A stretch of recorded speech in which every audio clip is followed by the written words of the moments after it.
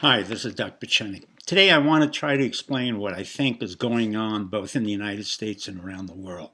For the most part, I think this coronavirus epidemic or pandemic has been started by China and is part of what I would consider a biological warfare or psychological warfare that's been going on with China for the past couple of years. But I'll get into that in a few seconds. The first thing that's important to realize is that Trump has done an amazing job. He's tried to calm all the governors. He's provided all the finances required for our states and individual businesses. He understands that the small businesses, 30 million of them, need cash, and he brought in Mnuchin, who's done an excellent job, and several other people in his community, as well as Mike Pence, who's really taken over and showed his mettle.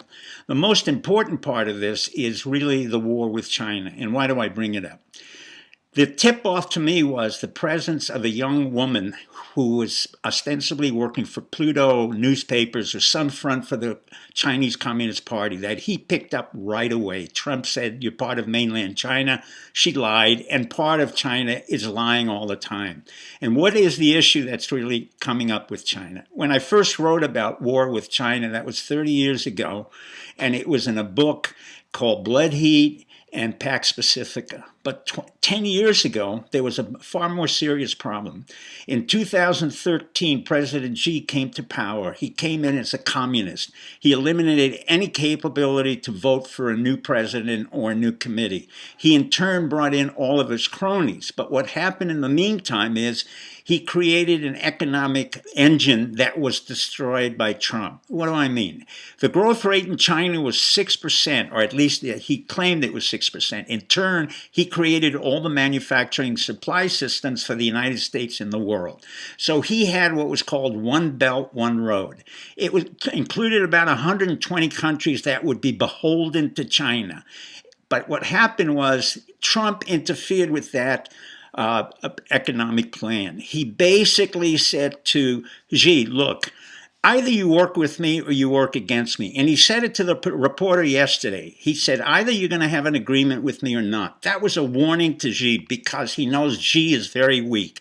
For the past year and a half, I've been saying on this show that I think Xi has been taken over or he is about to lose his position as the chief of the Communist Party and the head of China. And the reason I say that is severalfold.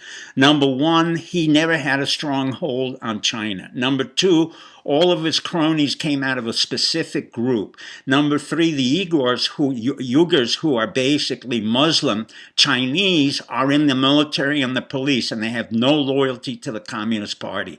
Number four, the Deng Xiaoping family, including the boy who was in the wheelchair, is far more powerful, and they're looking to take over the power from Xi. In turn, Xi allowed the virus to come in either from Italy or allowed it to come from Wuhan to Italy. The point of fact is that there were over 300 to 500 Chinese laborers in Italy that controlled both the factories and the banks. In turn, they came back to China in January for their holiday and the New Year.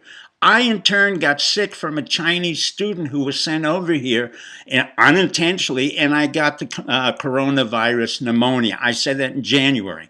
In turn, what happened is that more and more Chinese had come in here as students, as visitors, and they used the organization called the Confucius Society to permeate the communist ideology. Then what happened is Trump, within a month or 2 months, began to realize that, in fact, we had to stop the Chinese aggression because there are two elements that make the Chinese aggression powerful. First, it's the Middle Kingdom complex, which means that for centuries, China has felt, irrespective of its ideology, that it's entitled to be a world power. The second imperative is called Thucydides' ideology, with the Thucydides trap. Now, Thucydides was an Athenian historian who said 5,000 years ago the following, that in order for a superpower to be taken over, a rising power has to basically threaten that superpower. That's called the Thucydides trap. It's a very big tongue twister, but it's in fact very accurate. China was a rising power, and it had to compete with America. In that process, China has been losing.